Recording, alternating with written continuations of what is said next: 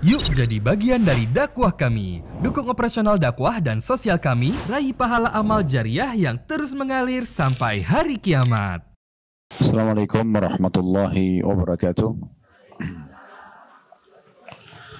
Alhamdulillah, lisan kita selalu memuji Sang Pencipta Allah.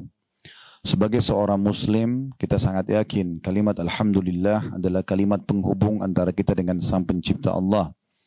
Allah telah menjadikan kalimat Alhamdulillah sebagai kalimat syukur, berterima kasih kepadanya atas segala nikmat yang dilimpahkan, kesehatan, kekuatan, kesempatan, rezeki yang melimpah yang tidak bisa dihitung lagi, sebagaimana Allah sebutkan wa in ta'uddu ni'matallahi la tuhsuha. Kalau kalian ingin coba-coba menghitung nikmat Allah, maka kalian tidak akan mampu menghitungnya. Dan dengan kalimat Alhamdulillah ini sudah cukup mewakili agar semua nikmat yang sedang kita nikmati akan dipertahankan ataupun ditambah. Oleh karena itu jadilah orang yang selalu mengucapkan Alhamdulillah.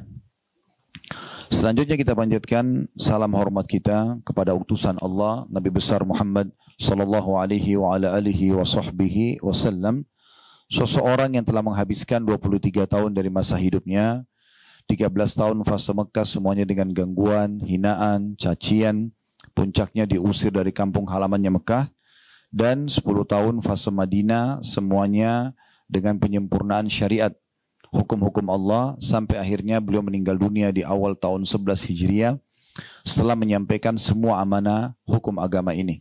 Dan kita diperintahkan mengucapkan salam hormat ini dan dijadikan ibadah oleh Allah subhanahu wa ta'ala. Bapak Ibu sekalian, karena momentum kita Ramadan, maka kita akan membahas seputar Ramadan. Dan tentu bahasannya tentang Ramadan ini sangat banyak sekali. Tapi kesempatan ini kita akan bahas tentang Ramadan dan manajemen waktu. Kita kembali dulu Bapak Ibu sekalian ke dasar sekali tujuan kita ada di muka bumi ini. Kalau ingin melihat dan membuka, bisa buka surah Az-Zariyat, surah nomor 51 ayat 56. Ini pondasi awal dan dasar sekali. Kalau Bapak Ibu tanya diri sendiri, kenapa saya ada di muka bumi ini? Untuk apa saya ada di sini? Apa tujuannya, visi misinya? Ya. Surah Az-Zariyat, surah nomor 51, ayat 56. Bunyinya saya bacakan. A'udzubillahi minasyaitonirrajim. Wa ma khalaqtul jinna wal insa illa liya'budun. Al-ayah. Kata Allah, aku tidak menciptakan jin dan manusia seluruhnya. Laki-lakinya, perempuannya, kayahnya, miskinnya, sehatnya, sakitnya. Dari suku manapun, dari belahan muka bumi ini, dimanapun, semua aku ciptakan jin dan manusia untuk beribadah kepadaku. Jadi memang ini tujuan dasar kita ada. Jadi kalau ada yang tanya, Ustaz, apakah saya diciptakan di muka bumi ini untuk sholat? Jawabannya iya. Untuk puasa, iya. Untuk zikir, baca Quran, bakti sama orang tua, jenguk orang sakit, berdoa, bersedekah, haji dan umrah, jawabannya iya. Dan tidak ada tujuan lain. Tujuan kita memang itu, untuk beribadah kepada Allah. Jadi selain daripada ini, tinggal dilihat apakah dia mubah atau haram. Kalau dia mubah seperti makan, minum, tidur, ya, mandi, maka boleh saja melengkapkan tujuan kita hidup. Tapi kalau haram, maka nggak boleh sama sekali. Jadi memang tujuan kita hidup bukan untuk minum khamr misalnya, mengganggu orang, gunjing, fitnah, memukul, mencuri, membunuh. Itu memang bukan tujuan kita. Orang kalau menjalankan agama ini, Bapak Ibu sekalian, pastikan dia akan menjadi orang yang sangat baik. Karena agama ini isinya semua kebaikan ya. Disuruh jujur, amanah, tanggung jawab, bakti sama orang tua, jenguk orang sakit, membantu orang susah, semuanya baik-baik. Yang buruk-buruk, bohong, membunuh, mengganggu orang, segala macam dilarang. Jadi orang kalau mengikuti tujuan hidup dia fahami, oh ternyata saya ada di muka bumi ini untuk mengabdi kepada Tuhan yang satu Allah, dan isi daripada pengabdian itu, ibadah itu semuanya kebaikan, dan yang dilarang semuanya keburukan, maka akan sempurna hidupnya. Akan bahagia. Orang-orang beriman, Bapak Ibu sekalian, itu hidupnya senang sekali. Karena agama ini bukan siksaan bagi mereka. Tapi agama ini adalah sebuah panduan hidup. Kalau bahasa saya supaya mudah difahami, agama ini seperti bodyguard kita. Jadi Bapak Ibu mau makan, mau minum, mau bergaul, mau bekerja, agama akan bilang, ini boleh, ini nggak boleh. Jadi agama itu manfaatnya besar sekali. Orang kalau tidak punya agama tidak terarah. Dia nggak tahu mana yang boleh, mana yang tidak boleh. Sebagaimana juga agama memandu kita kepada satu Tuhan saja. Apapun yang Bapak Ibu bisa lihat di langit sana, misalnya pergantian siang malam, turunnya hujan, burung-burung yang berterbangan, bintang-bintang yang jumlahnya miliaran, tidak terhitung lagi dan jaraknya sekian jauh dari bumi kita ini, yang tidak terjangkau oleh mata kita, mungkin ada ciptaan Allah di sana kita belum tahu. Di bumi juga yang terjangkau oleh mata kita, manusia dengan berbagai macam paras wajah, warna kulit, postur tubuh, suku dan bahasa.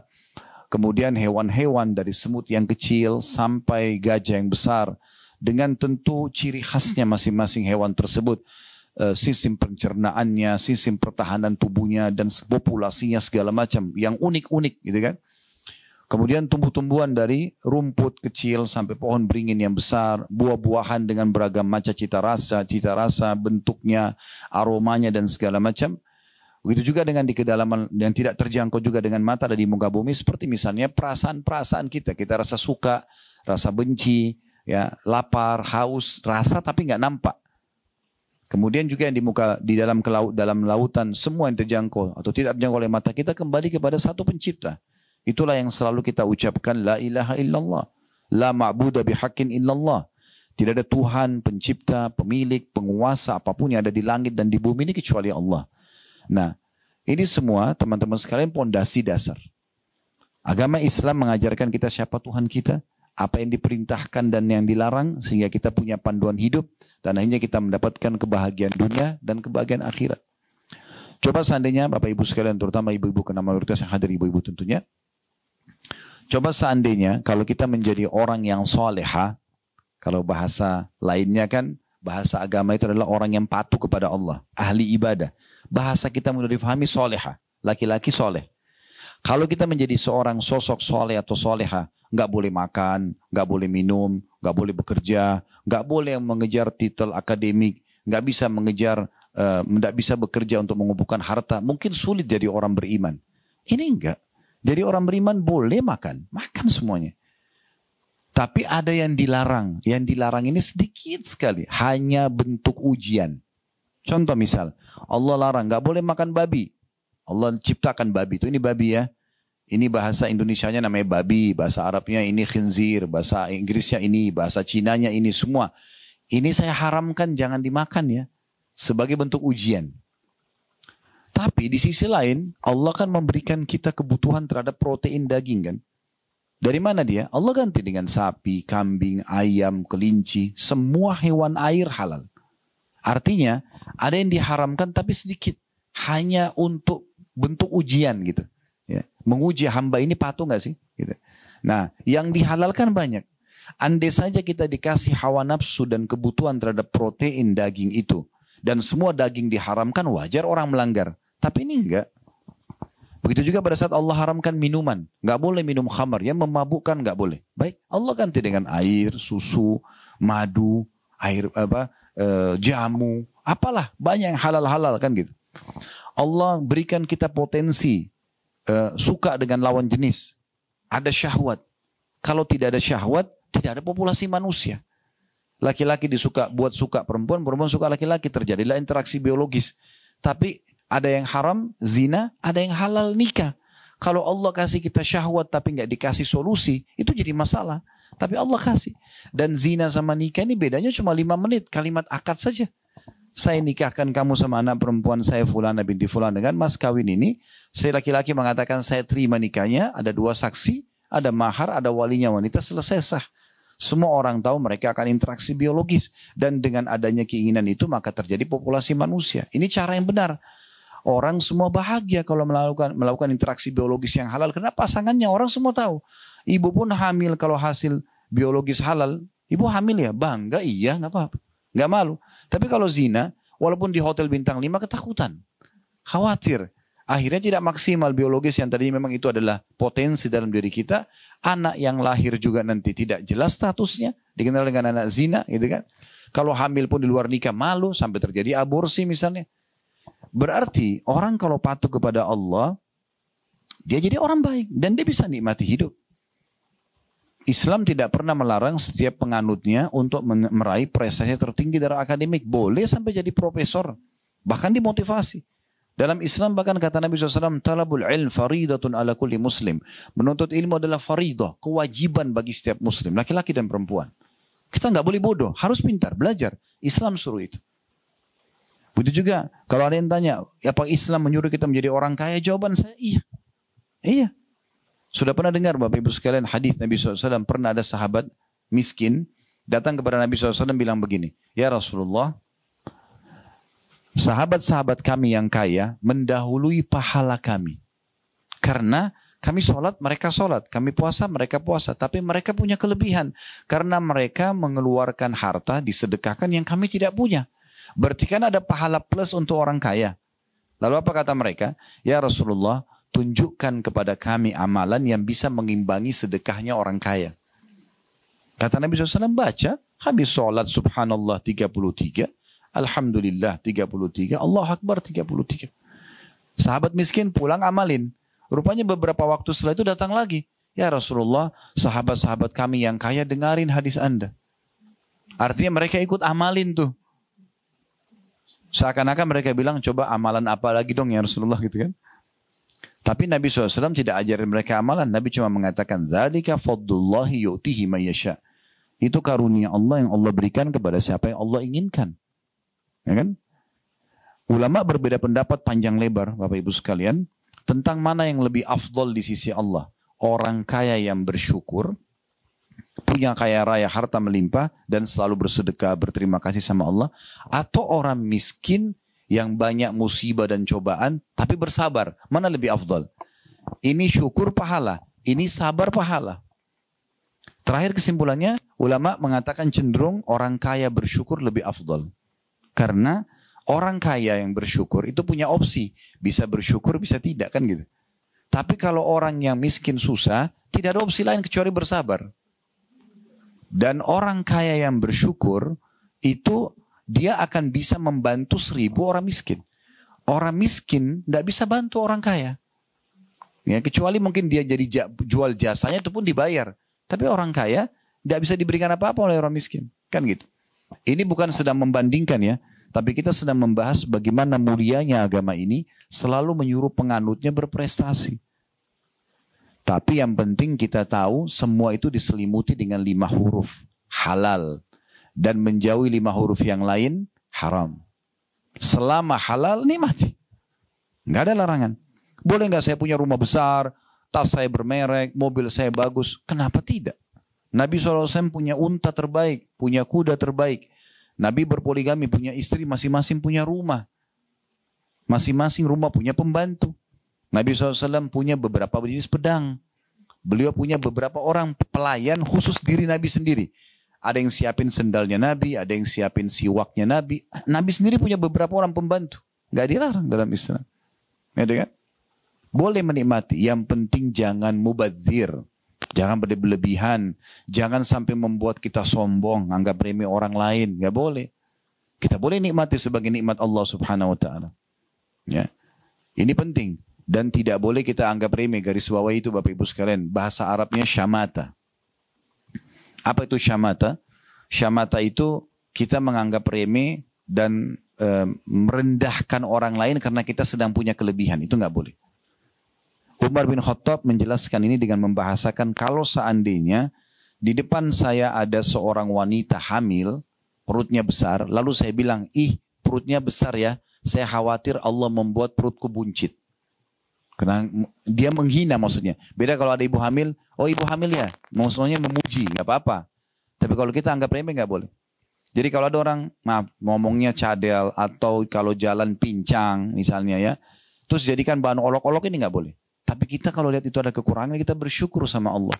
Kata Nabi SAW, siapa yang melihat kekurangan pada diri seseorang yang tidak ada pada dirinya, dia mengucapkan, Alhamdulillahilladzi afani mimma btala bihi. segala puji bagi Allah yang telah menyelamatkan aku dari apa yang diujikan kepada orang ini. Karena kita nggak pincang seperti dia, kita nggak cerdas seperti dia gitu ya. Wa faddalani ala katsirin mimma khalaqa tafdila, dan telah memberikan kepadaku kelebihan yang sangat banyak. Jadi itu ya.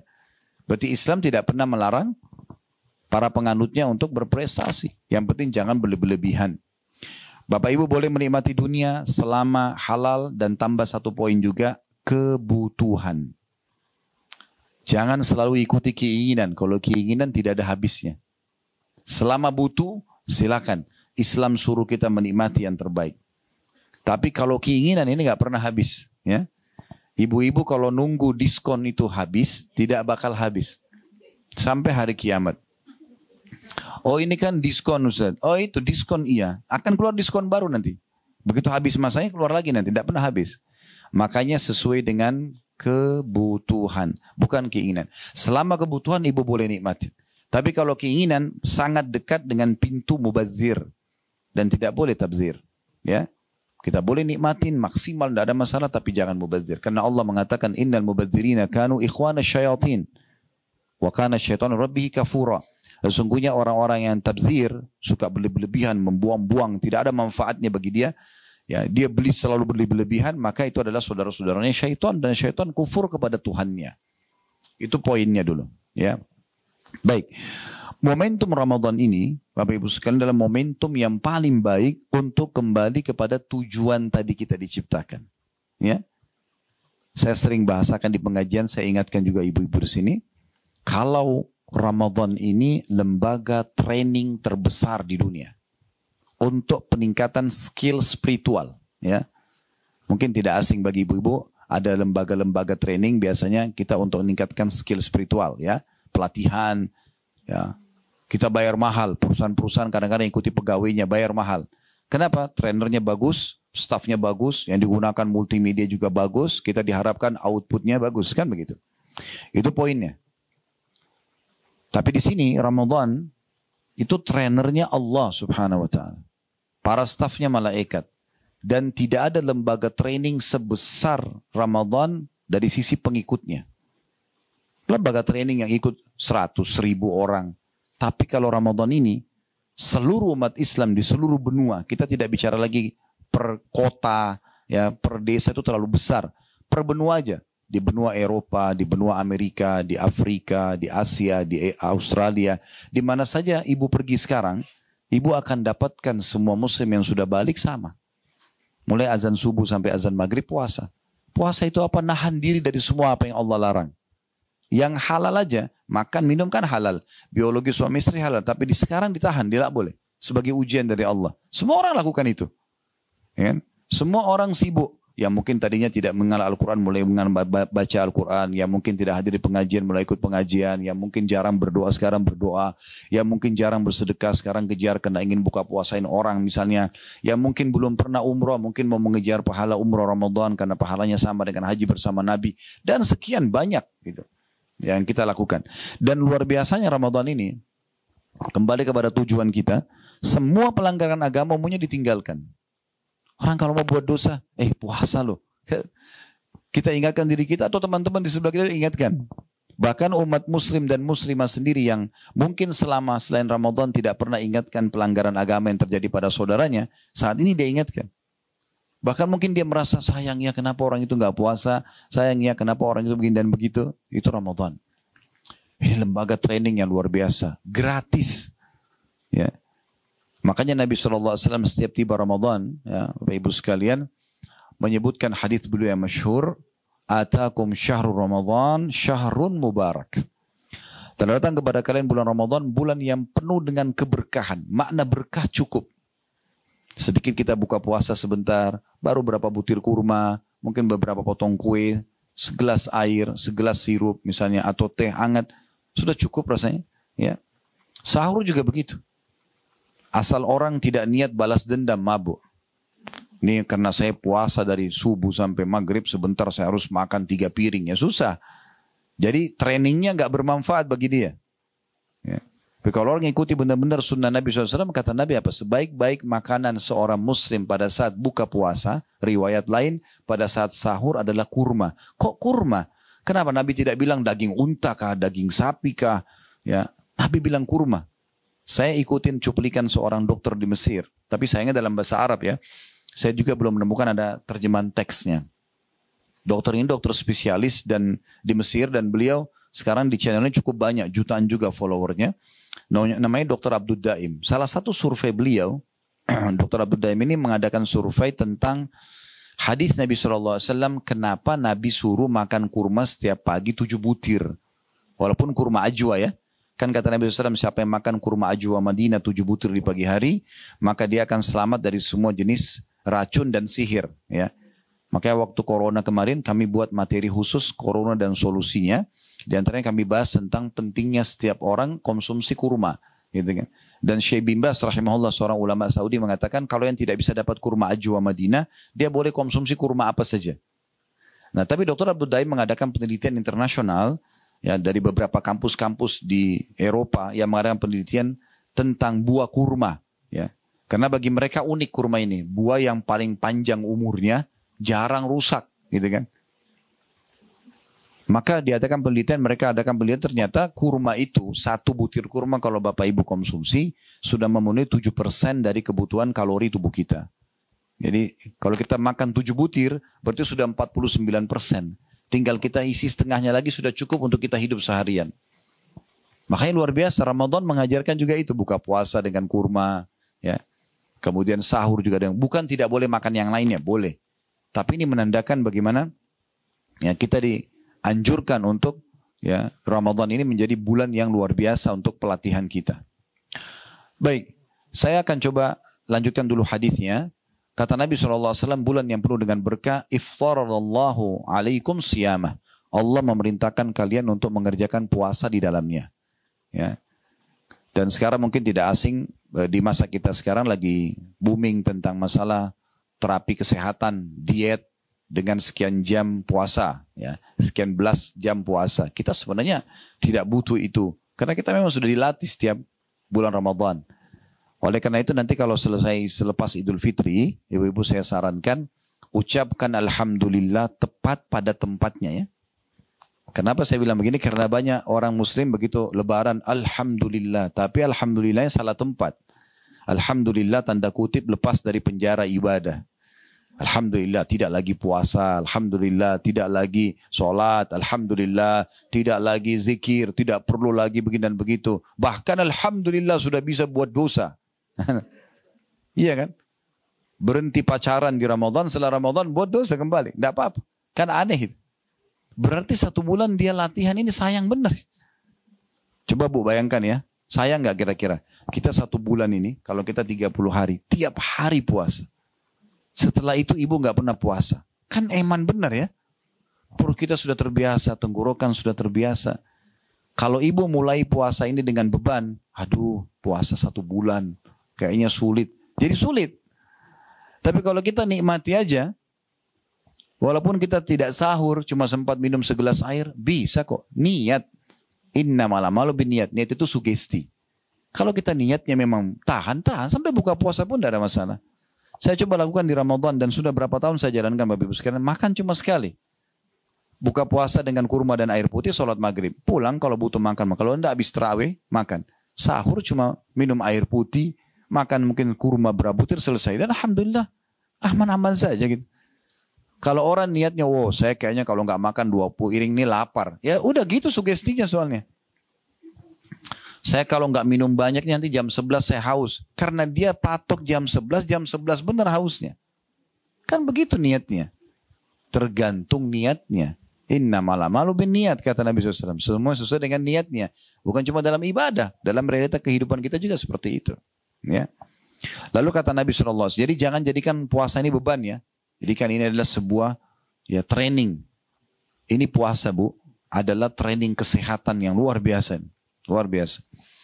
Kalau kita hitung 12 bulan dalam 1 tahun, 11 bulan ibu bebas makan dan minum apa saja. Ya kan? Oke ada puasa sunnah, betul. Tapi kan sunnah pilihan. Boleh puasa, boleh enggak kan? Sekarang anggap ada orang muslim dan muslimah tidak puasa selama 11 bulan. Nah 11 bulan itu makan, minum semuanya. Yang pedas, yang asin, yang manis, semuanya dicampur. Ini kalau badan kita robot nih, mesin rusak. Ya. Ya. Bahkan kadang-kadang kita di Indonesia Masya Allah sudah malam pun masih nasi goreng, masih ya yang berat-berat. Nah kan, tapi itu halal saja kan gitu. Cuma masalahnya kalau badan kita ini mesin kan butuh servis. Seperti mobil butuh servis. Ramadan ini servisnya 1 bulan ini. Makanya ibu kalau pas lebaran nanti 1 Syawal kita kan sudah lama nih sebulan gak makan pagi. Silaturahim keluarga makan. Baru makan sedikit ketuput sudah kenyang. Kenapa? Ususnya sudah bagus. Jangan dirusak lagi. Kan itu. Udah bagus itu. Makanya kita mudah kenyang. Ibaratnya kalau mobil itu sudah diservis, gas sedikit udah kencang mobilnya. Remnya juga bagus. Nah itu Ramadan begitu. Jadi ini bukan penyiksaan. Lalu kata Nabi SAW, fihi tuftahu abwabul jannah. Di Ramadan itu khusus dibuka pintu-pintu surga. Maksudnya dibuka pendaftaran. Jadi seperti iklan gini bu. Mulai 1 Ramadan sampai 30 Ramadan, siapa yang masuk surga silahkan. Nah gitu. Sekarang kalau ada satu kantor, buka lowongan kerja. 1 Maret sampai 31 Maret misalnya. Orang yang datang melamar di tanggal ini jauh lebih besar persentase penerimaan daripada dia melamar setelah itu kan. Karena ini kan lagi dibuka pendaftaran dan seperti itu. Setelah Ramadan bisa kita kejar amal-amalan masuk ke dalam surga. Tapi Ramadan ini peluangnya karena satu dunia semuanya orang buat amalan surga.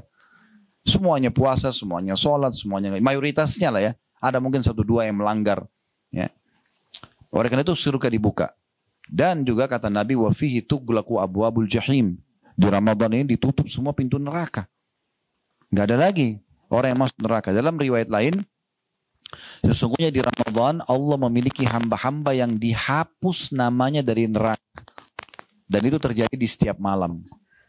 Jadi ibu bisa mohon kepada Allah, ya Allah, selamatkan diriku dan keluargaku ya dari api neraka. Itu Ramadan ada penghapusan. Jadi tidak ada nama kita di neraka. Gitu. Itu di Ramadan. Wa tughallu fihi syayatin, dan di bulan Ramadan diikat semua setan-setan yang biasa sesatin kita, suka bisikin supaya buat dosa, supaya gosip, supaya melanggar agama, itu lagi dibelenggu. Ibu tahu dibelenggu ya, lehernya diikat, tangannya dua-dua diikat, kakinya diikat. Jadi kalau kita ibaratkan ini supaya mudah difahami, kalau kita mau lomba lari ya di garis start, tapi rival kita itu dibelenggu, kakinya diikat, tangannya diikat, kita biar jalan santai tetap menang kan? Nah begitu tuh Ramadan tuh. Jangan nanti setelah Idul Fitri jarak ibu sama syaitan sudah 1 bulan, ya. Tapi begitu Idul Fitri tunggu di situ, tunggu syaitannya datang lagi, ya. Tinggalkan semua ibadah, mulai buat dosa, syaitannya kejar, dikuasain lagi. Sekarang kesempatan, ya. Jadi ini luar biasa bulan Ramadan ini. Lalu kata Nabi SAW, fi lailatun khairu min alfi syahr. Di bulan Ramadan itu ada malam lebih baik daripada 1000 bulan. Kita sudah tahu Lailatul Qadar. Tapi kan Ustaz itu kan di akhir bulan. Benar. Kalau dari awal bulan ibu tidak berusaha, akhir bulan nggak dapat. Semua orang bisa lewatin malam ganjil, tapi belum tentu semua dapat taufik ya dari Allah untuk bisa mengerjakan ibadah di saat itu. Kecuali ibu dari garis startnya sudah melakukan itu. Masuk akal nggak bu? Kita lomba lari. Dari awal kita santai-santai jalan semua sudah lari. Nanti garis terakhir baru kita mau kencang. Nggak bisa. Nggak mungkin bisa kita kejar orang. Sudah jauh dia. Kan gitu. Nah seperti itu. Jadi harus dari awal kita berbuat kebaikan. Nah Lailatul Qadar di malam-malam ganjil ini kata Allah lebih baik daripada 1000 bulan. Atau 83 tahun plus 3 bulan sekian. Artinya kalau ibu baca subhanallah pas Lailatul Qadar, ibu dapat pahala subhanallah sama dengan 1000 bulan mengucapkannya. Atau 83 tahun plus 3 bulan sekian. Ibu sedekah sama, ibu sholat sama, semuanya sama. Maka ini pelipat gandaan pahala yang luar biasa. Ingat, dapat Lailatul Qadar justru orang yang paling ikhlas dan memulai dari garis start awal.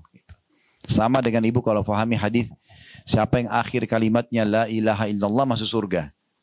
Kalau ada orang bilang, udahlah kalau gitu nanti kalau saya sudah mau mati, baru saya bilang la ilaha illallah. Iya kalau keburu. Ya.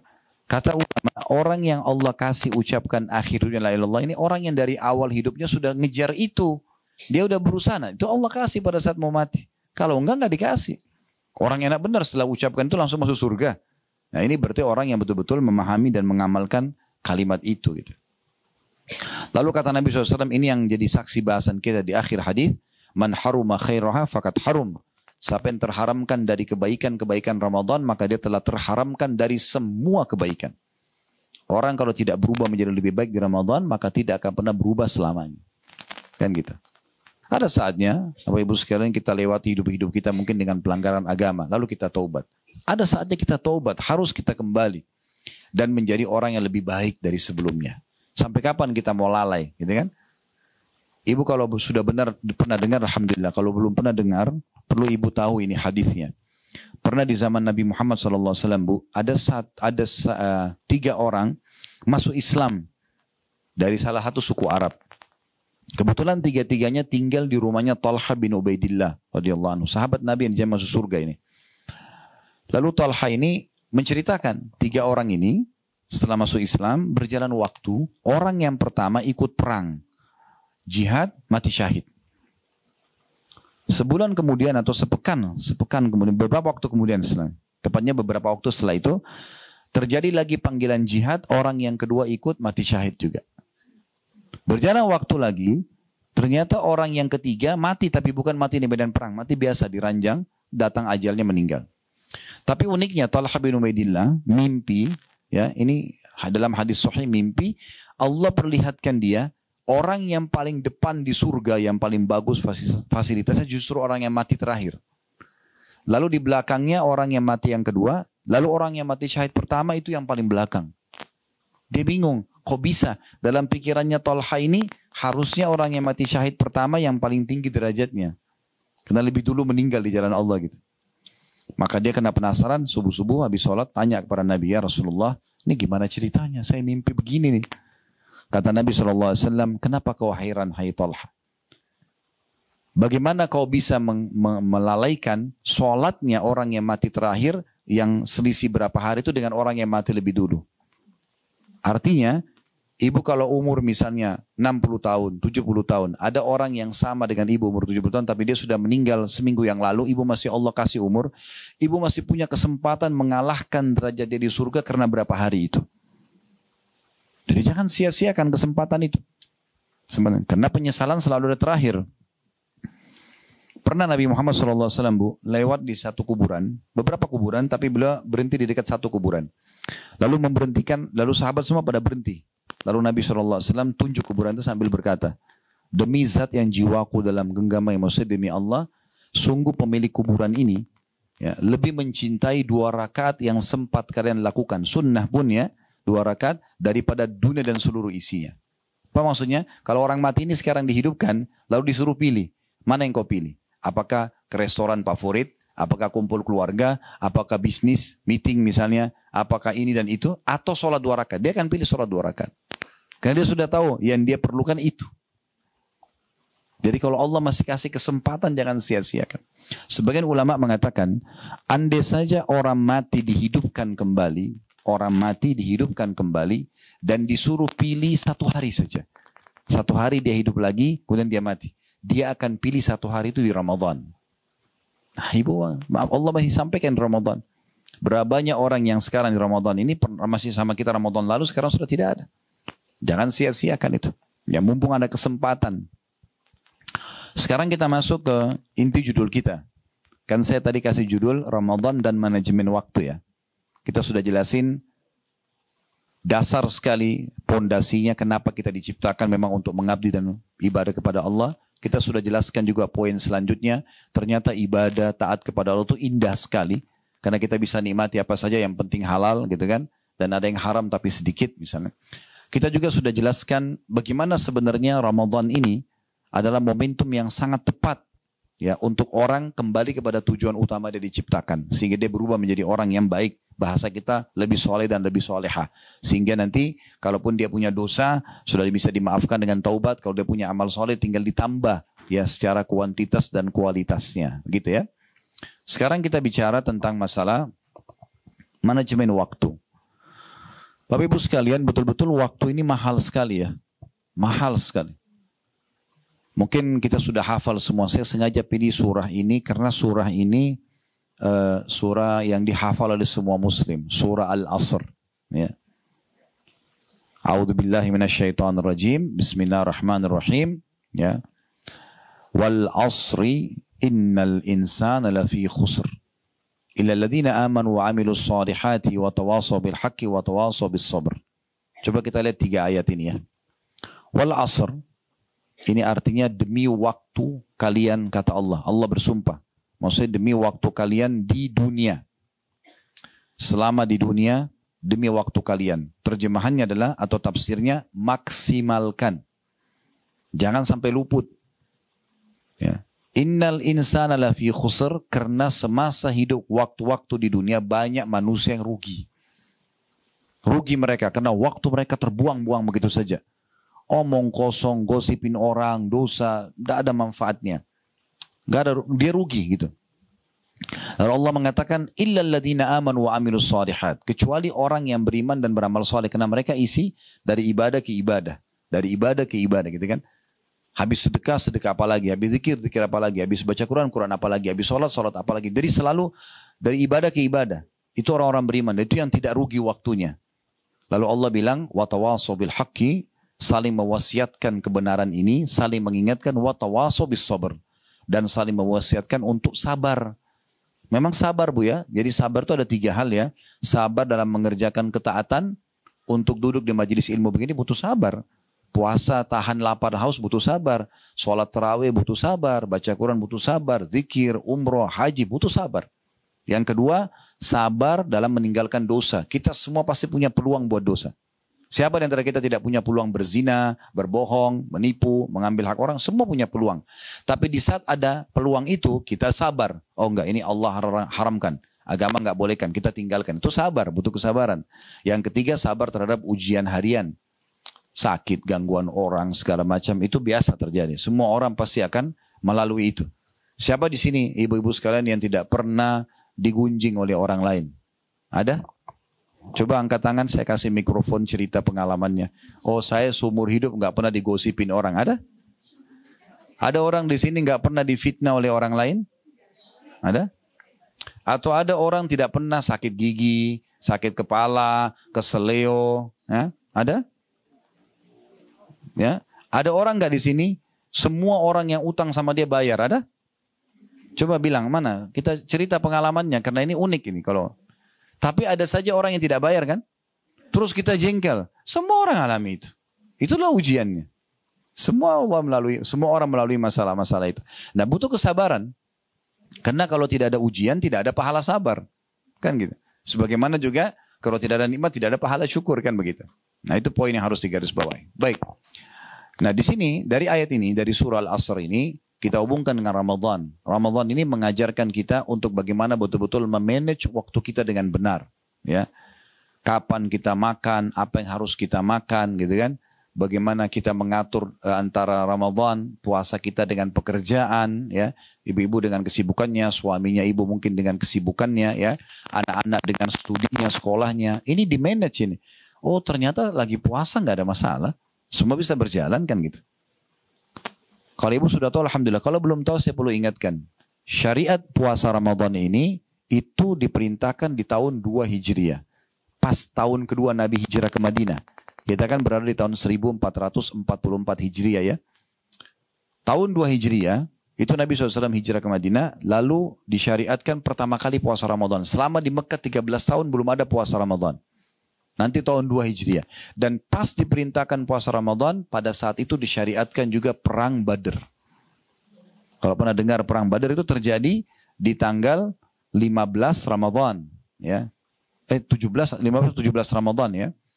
Itu di tahun 2 Hijriah. Jadi sahabat itu lagi ke medan perang. Ya, ada yang jalan kaki. Madinah Badr itu jaraknya 183 km. Naik mobil aja kecepatan 100 km mungkin bisa 2 jaman lah ya. Zaman dulu itu jauh, orang pakai kuda, pakai unta, udara panas. Juga ada yang jalan kaki. Jauh banget tuh jalan kakinya ya. Dari sini mungkin lewat Bandung kali ya. Melebih. Jalan kaki itu. Jauh banget itu.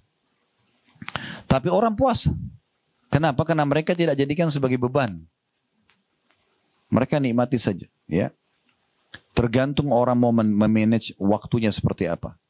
Ada manajemen makanan, waktu makanan, minuman, pekerjaan, aktivitas umumnya. Tidak mengganggu semua itu. Ya. Jadi nggak benar kalau Ramadan ada orang malas-malasan tuh nggak benar. Nggak benar. Di Ramadan ini Bu, karena kita nggak ada sarapan, nggak ada makan siang, waktu kita lebih panjang. Karena kan biasa orang sarapan, makan waktu, ambil waktu ya, setengah jam, 1 jam, belum persiapannya, belum duduk ngobrol, belum makan. Makan siang, ada orang sampai habisin 2-3 jam. Ya, cari restoran yang dia suka, mungkin sedikit jauh, kemudian dia makan, ngobrol sama teman-temannya, sama keluarganya, kan banyak. Tapi ini betul-betul tidak ada nih. 1 bulan tidak ada sarapan, tidak ada makan siang. Waktu kita panjang banget ini, luar biasa gitu, keberkahan. Nah di sini kita diajarkan untuk supaya memaksimalkan waktu itu. Perhatikan sabda Nabi SAW dalam hadis riwayat Bukhari Muslim, ni'matani magbunun fihima kathiru minan nas. Ada 2 nikmat yang banyak luput dari orang-orang. As-sihhatu, kesehatan, wal faraq, dan waktu luang. Ya. Jadi kalau ibu lagi ada waktu luang kayak Ramadan ini, ibu gunakan maksimal. Yang belum bisa baca Quran, maaf, belajar Al-Quran, makharij hurufnya, panggil guru, belajar, ikut online. Yang sudah ngaji, belajar tafsirnya, tadabbur ayat, gitu kan. Ikut dalam majelis ilmu misalnya. Diisi gitu, dengan hal-hal yang positif. Jangan ibu pada saat ada waktu lowong, ini lagi santai, misalnya kemudian buka kontak, cari siapa temannya yang sedang bermasalah. Lalu kemudian WA, Assalamualaikum. Ada masalah apa? Curhat aja. Kenapa cari masalah ini? Kenapa mau dengar masalahnya orang? Masalah kita aja masih banyak gitu kan. Nggak usah jadi pahlawan. Kalau ibu ahlinya, ibu seorang ustadz atau ustadzah, ibu seorang psikiater misalnya, memang orang konsul, dokter, lain. Tapi kalau kita untuk apa? Akhirnya ibu jadi jengkel karena dia lagi ribut sama suaminya. Oh memang suami kamu itu buruk. Ibu dosa juga. Padahal belum tentu dia benar ya. Saya pernah di pengajian di Kampung Melayu waktu itu. Ada seorang ibu kasih kertas pertanyaan. Suami saya begini-begini. Semuanya salah suaminya. Terakhir, boleh nggak saya minta cerai? Saya bilang, kalau seperti yang ibu sampaikan, ibu sudah halal minta cerai. Karena suaminya nggak kasih nafkah, suaminya nggak pulang ke rumah, suaminya ini dan itu, macam-macam. Subhanallah, setengah jam setelah saya pulang taklim, ada satu bapak telepon saya. Entah tahu nomor saya dari mana gitu. Assalamualaikum warahmatullahi wabarakatuh. Saya jawab, Waalaikumsalam warahmatullahi wabarakatuh. Ini Ustaz Khalid ya? Iya. Saya Fulan, sebut nama beliau gitu. Baik, kenapa Pak? Ada yang bisa saya bantu? Tadi di Ustaz di pengajian ada seorang ibu nanya begini nggak? Saya bilang pertanyaan banyak. Tapi sepertinya ada ke sana tadi, karena pertanyaan memang banyak. Terus dia bilang, itu istri saya Ustaz, dia nggak benar. Saya udah kasih nafkah, saya udah kasih begini, saya udah begini, saya begini. Dia bohong aja itu. Kalau Ustaz mau saya lihatkan buktinya. Saya bilang nggak usah. Bapak selesaikan aja sendiri. Mau ke pengadilan silakan. Yang penting saya sudah jelaskan hukumnya. Kalau ibu benar dia punya hak. Kalau ibu salah berarti dia berdosa. Kan tidak boleh kata Nabi SAW. Ya, istri manapun yang minta cerai tanpa udzur maka haram baginya bau surga kan gitu. Jadi nggak boleh. Harus ada alasannya syar'i. Boleh. Nggak boleh sembarangan gitu. Itu contohnya. Jadi kalau ada waktu lowong jangan dipakai untuk terima curhatan orang. Ya. Dan kita perlu tahu Bu ya, ibu perlu garis bawahi untuk ya berbicara dengan ahlinya, misalnya sama ustadz atau ustadzah, atau itu kalau masalah agama atau masalah penyakit misalnya sama dokter, ingat konsultasi bukan curhat. Ya. Apa itu konsultasi? Ustadz, suami saya ucapin kalimat cerai jatuh nggak? Itu konsultasi.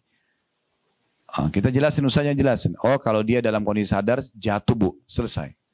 Ustadz saya mau cerita dulu ya. Nih ceritanya bulan lalu, panjang tuh dari bulan lalu. 30 hari pulang, mundur ke belakang, semua masalahnya baru terakhir jatuh nggak tolaknya. Kenapa nggak ini aja? Curhat itu Bu, hanya kepada Sang Pencipta Allah. Ibu mau tenang, dengarin saran saya. Ada masalah apapun, wudu, pakai mukena, sujud. Jangan angkat kepala dari sujud kecuali sudah tuangkan semua sama Allah. Ya Allah saya sakit, ya Allah suami saya begini, ya Allah anak saya. Sama Allah, biarin Allah karena yang ciptakan kita Allah, yang ciptakan masalah itu Allah, yang bisa berikan solusi hanya Allah. Sebagaimana nikmat juga kalau ada, yang ciptakan kita Allah, yang ciptakan nikmat itu Allah, yang bisa pertahankan hanya Allah. Kenapa harus kembali kepada selain Allah? Kalau pernah dengar nama ini, alhamdulillah. Kalau belum dengar, ada satu ulama tabi'in. Tabi'in ini generasi setelah sahabat ya. Namanya Sufyan Ats-Tsauri rahimahullah. Beliau tinggal di Mekah dulu. Muridnya Abdullah bin Umar radhiyallahu anhuma. Orang ini dikenal dengan dapat julukan Sajjad. Suka sekali sujud orangnya. Dikatakan dia punya masalah apapun, walaupun kecil sampai masalah besar, pasti sujud dan tidak mau angkat kecuali sudah dituangkan semua sama Allah. Udah. Jadi Allah akan selesaikan. Apa kata Nabi SAW? Siapa yang menghadapi masalah, mengembalikannya kepada Allah, dia akan temukan jalan keluarnya. Siapa yang punya masalah, tidak mengembalikan pada Allah atau bergantung pada manusia, Allah akan biarkan dia dengan masalahnya. Tidak akan ada selesai.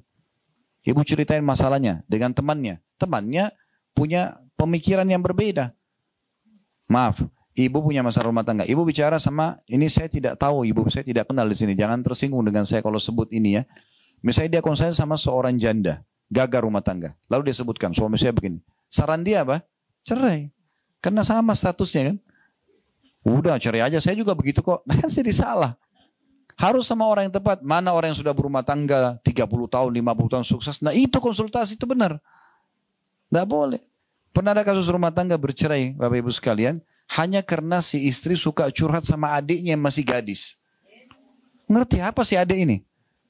Karena adiknya ini sudah bingung setiap kali ada masalah selalu tuangkan, kakaknya tuangkan ke dia. Kak cerai aja kak, untuk apa? Dia nggak ngerti karena dia belum punya suami, dia nggak paham. Dia nggak pikir tentang nama baik, tidak pikir tentang masalah yang lain, tidak pikir anak-anak karena dia belum tahu. Lucunya, uniknya si istri ikutin adiknya. Setelah cerai baru nyesal. Karena ini jadi masalah, karena bukan pada ahlinya. Kita bukan sedang bahas rumah tangga, ini contoh saja supaya mudah difahami. Jadi harus kepada ahli yang benar, gitu kan? Yang Ramadan ini mengajarkan kita semua untuk kembali ke situ. Karena banyak hukum-hukum agama yang kita tidak paham. Kita kembali kepada ahlinya. Ya, konsultasi kepada ahlinya. Ada masalah yang ibu tidak tahu, ibu tanyakan hukumnya. Dengarkan ceramah-ceramah hampir semua radio, TV ya di Ramadan ini ya. Media-media, YouTube, Instagram, ceramah tentang Ramadan. Termasuk kita bahas hari ini juga tentang masalah Ramadan. Semua itu untuk memberikan edukasi yang tepat tentang masalah Ramadan itu. Baik, waktu ini Bapak Ibu sekalian kalau Anda tidak maksimalkan dengan kebaikan, itu berbahaya sekali. Karena waktu nggak bisa terulang. Nggak bisa terulang. Misal contoh, anggap ada orang tadi subuh dia nggak sholat. Misal, ini contoh saja ya. Tadi subuh dia tidak sholat. Misal, karena dianggap itu sholat tidak penting bagi dia misal. Terus siang hari atau sore begini ikut pengajian. Oh ternyata kita harus sholat ya. Kalau enggak nanti saya dihukum sama Allah karena sholat kan wajib. Misal, kita kan bukan bahas sholatnya, tapi misalnya ustadznya bahas tentang sholat. Baru dia tersentuh secara keimanan. Sekarang saya mau sholat. Baik, pertanyaannya, bisakah dia setelah itu sholat subuh? Udah nggak bisa, karena sudah lewat waktunya. Ya kan? Luput dari dia itu. Dia baru mau sholat asar, berarti dia sholat asar sekarang. Karena tadi subuh sama duhur ditinggalkan secara sengaja. Kalau ibu tinggalkan punya uzur, ibu ketiduran, ibu lupa, boleh ibu sholat. Tapi kalau ibu sengaja nggak mau sholat, lalu ibu sekarang lewat waktunya baru ibu mau sholat, nggak bisa. Karena sudah sengaja ibu tinggalkan. Kan gitu. Peluang amal soleh ibu nggak bisa terulang. Setiap datang kesempatannya, raih secepat mungkin. Saya pernah punya pengalaman, beberapa pengalaman, tapi ini diantaranya. Yang saya terus terang sampai hari ini dan insya Allah mungkin sampai saya meninggal, saya akan coba jadikan pelajaran gitu. Bagaimana orang harus maksimal dan sesegera mungkin eksekusi ibadah itu. Ya, kalau ada penawaran ibadah jangan diskusi sama syaitan. Syaitan bisikin gak usah. Eksekusi langsung. Kesempatan itu belum tentu terulang lagi. Dan selalu jadikan prinsip, kalau saya bu ya. Prinsip saya adalah, saya kalau ada peluang ibadah, saya jadikan itu prinsip ibadah terakhir saya. Anggap setelah ini meninggal. Karena banyak orang begitu. Pas dia selesai sedekah dia meninggal. Atau pas dia lagi habis buat dosa dia meninggal. Kan bisa saja begitu. Maka harus hati-hati. Pernah waktu saya keluar dari salah satu pengajian di Jakarta Selatan. Pas keluar azan duhur. Saya ingin ke masjid. Subhanallah pas saya keluar ada satu ibu. Kelihatan memang orang susah. Pakaiannya segala gendong anak. Dia ulurkan tangan minta uang gitu. Saya sudah niat memang mau memberikan. Tapi waktu itu saya berkecamuk antara kasih ini atau saya sholat dulu. Saya juga takut kehilangan takbiratul ihram pertama imam karena punya kedudukan ya. Saf awal sholat bagi laki-laki kan itu punya keutamaan semua ya. Karena kata Nabi SAW, kalau manusia mengetahui apa yang Allah janjikan di azan dan saf pertama, maka mereka akan mendatangi keduanya walaupun merangkak karena pahalanya besar sekali. Saya bilang sama ibu itu, Bu, insya Allah nanti selepas sholat ya. Dengan tenang saya jalan. Saya berpikir waktu itu, oh sudahlah, saya habis sholat tetap saya akan kasih kok. Subhanallah, habis sholat ba'diyah dzhur, saya pulang kembali ke pengajian itu, ada mau ambil mobil di parkiran. Saya lihat kiri kanan ibu itu nggak ada. Tiba-tiba saya ada rasa menyesal. Kenapa tadi saya nggak bantu ya? Terus saya naik mobil keliling 3 kali, Bu, saya putar di situ. 3 kali saya mutar tidak ketemu ibu itu.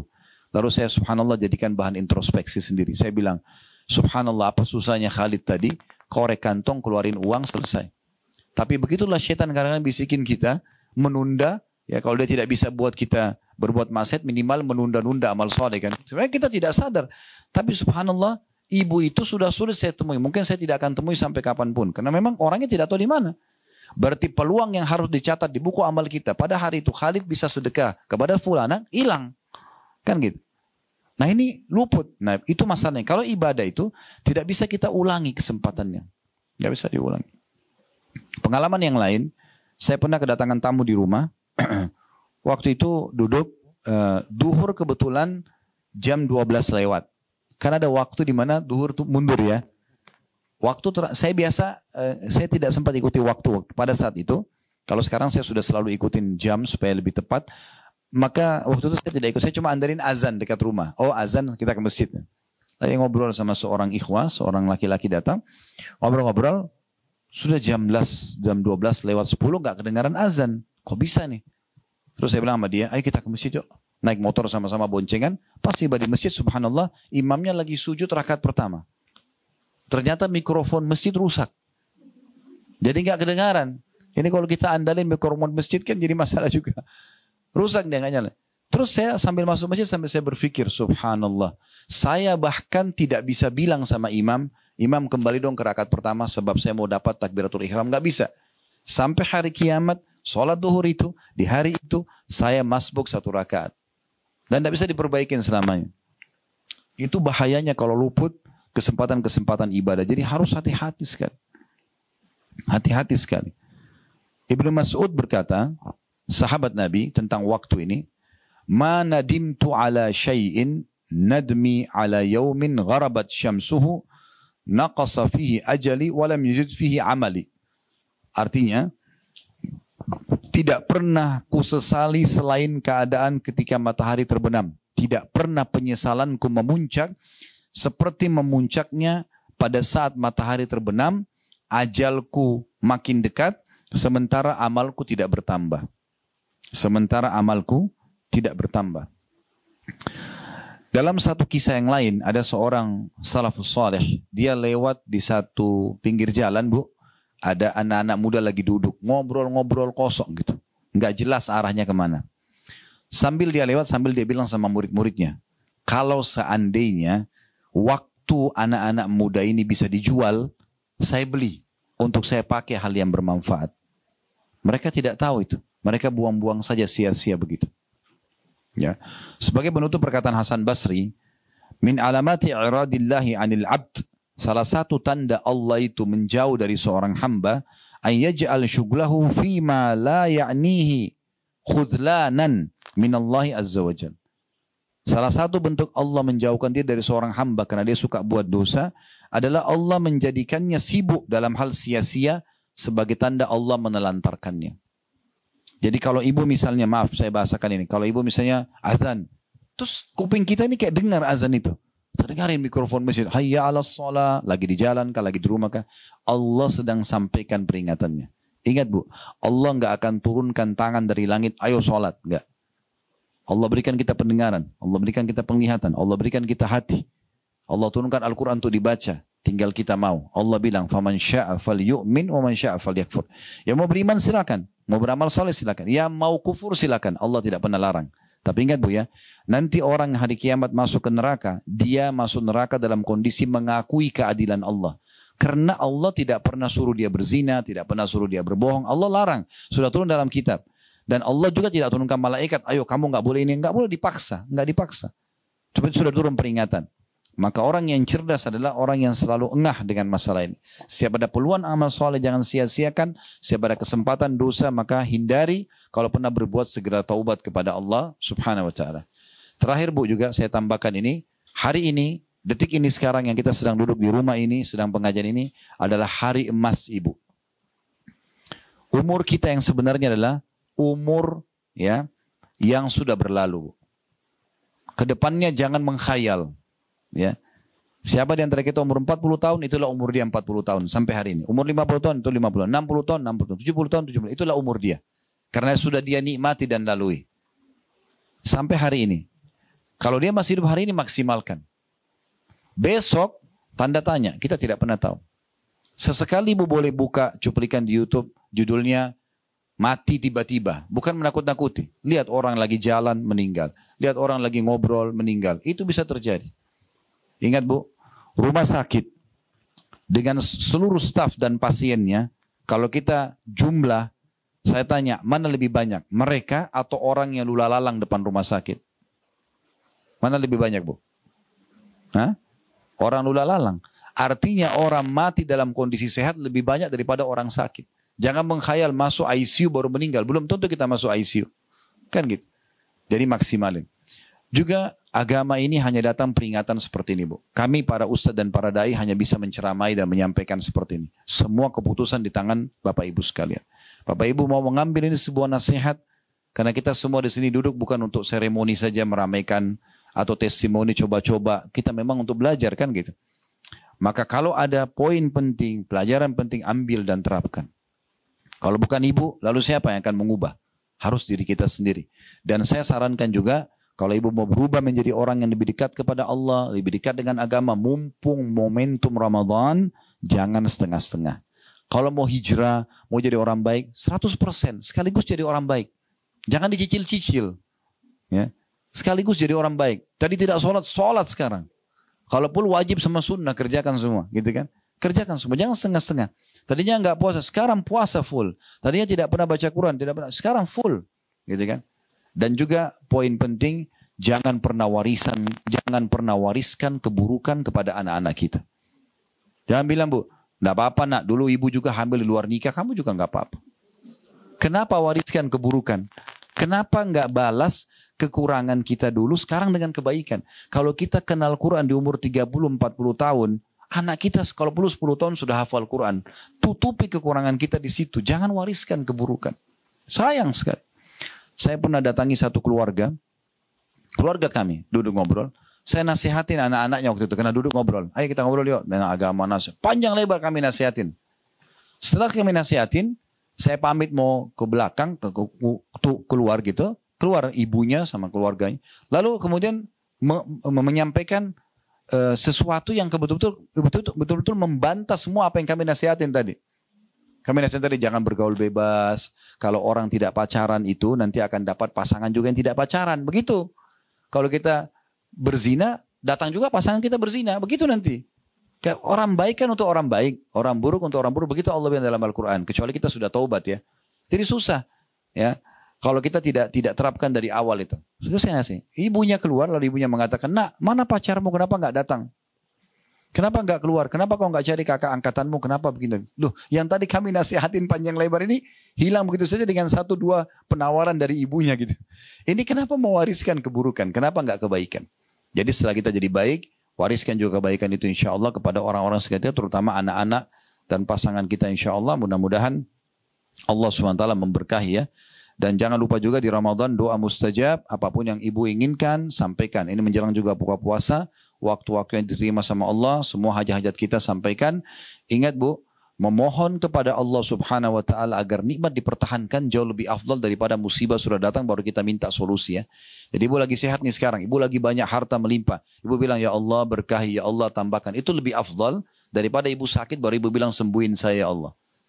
Jadi tidak ada alasan untuk tidak berdoa pada saat kita lagi lapang. Dan kata Nabi SAW, kenali Tuhanmu pada saat engkau lapang, Tuhanmu akan kenali kau pada saat kamu lagi susah.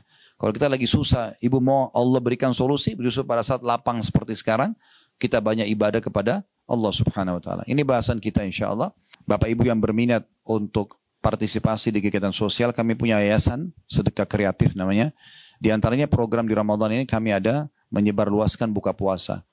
Ya, kemarin sudah habis 1 ton kurma. Alhamdulillah dibagikan ke banyak masjid dan pesantren. Sekarang kami buka 1 ton lagi, yang kedua.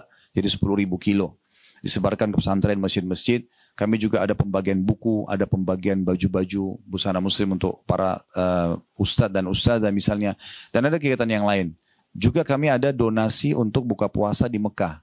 Ya, kami buka di Masjidil Haram, alhamdulillah mulai dari awal Ramadan kemarin sampai nanti akhir Ramadan, kami tiap hari membuka puasakan orang di sana. Bagi yang berminat nanti insya Allah bisa melihat flyernya semua ada ya di Instagram kami, tinggal dilihat di Khalid bin Salamah ada berapa per paketnya, transfer ke rekening mana semua ada. Saya cuma berikan informasi secara umum. Kami pun menerima zakat mal, alokasi sedekah dan infak. Ya, ini mumpung di bulan Ramadan. Dikatakan oleh Nabi SAW, dikatakan oleh para sahabat, Nabi SAW adalah orang yang paling dermawan dan lebih dermawan lagi di bulan Ramadan. Ya, ini kesempatan emas juga bisa berbuat baik insyaAllah. Mungkin begitu saja, mudah-mudahan bermanfaat. Subhanakallahumma bihamdika. Asyhadu an la ilaha illa anta astaghfiruka wa atubu ilaik. Wassalamualaikum warahmatullahi wabarakatuh.